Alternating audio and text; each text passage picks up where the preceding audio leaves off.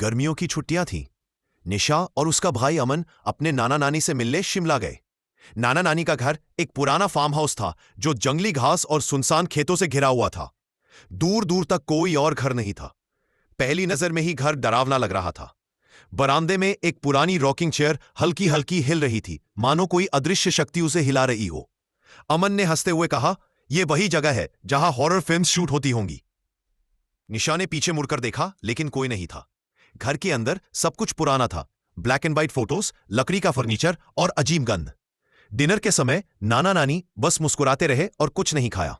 बच्चों को यह अजीब लगा, लेकिन उन्होंने ध्यान नहीं दिया। रात को नाना जी ने चेतावनी दी, रात में बाहर मत जाना, कई जानवर और अजीब आवाजें आएंगी। लेकिन निशा की नींद अचानक टूट गई। उसने दरवाजे के नीचे से गुजरती साया देखी। धीरे से दरवाजा खोला और तभी किसी ने उसके कंधे पर हाथ रखा। नानी। उनके चेहरे पर वही नकली मुस्कान थी, लेकिन अब डरावनी और अजीब सफेद पड़ चुकी थी। निशा के रोंगटे खड़े हो गए। अगली सुबह सब सामान्य दिखा, लेकिन निशा और अमन समझ चुके थे कि कुछ गलत है। ड्राइंग रूम में अमन ने ब्लैक एंड व्हाइट फोटो देखी। नाना नानी की आंखों से खून बह रहा था। दोनों भाई बहन अब घबराए हुए थे। फर्स्ट फ्लोर पर एक बंद कमरे की चाबी मिली। जैसे ही उन्होंने दरवाजा खोला, अंदर गंदी स्मेल और बेड पर दो सड़ती हुई बॉडीज थीं। निशा पहचान गई, एक बॉडी पर वही लॉकेट जो नानी पहनती थी। बच्चों को डर और घबराहट ने भर दिया।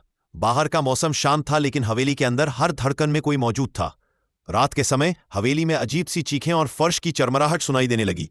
अगले दिन निशा और अमन ने पाया कि नाना नानी खेत में काम करने चले गए हैं, लेकिन उनका वापस आना हमेशा देर से होता है। बच्चों ने खिड़की से देखा कि एक परछाई घर के अंदर घूम रही थी।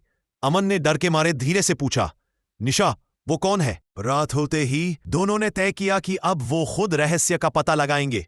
उन्होंने चाबियों की मदद से नाना नानी के कमरे का दरवाजा खोला। अंदर गंदी स्मेल और पुराने फर्नीचर के बीच एक पुराना लॉग बुक रखा था। उसे खोलते ही उन्हें पता चला कि कई साल पहले इस हवेली में किसी ने नाना नानी की जगह ले ली थी। बच्चों की सांसें तेज हो गईं। तभी एक जोरदार धड़ाम की आवाज पूरे घर में गूंजी।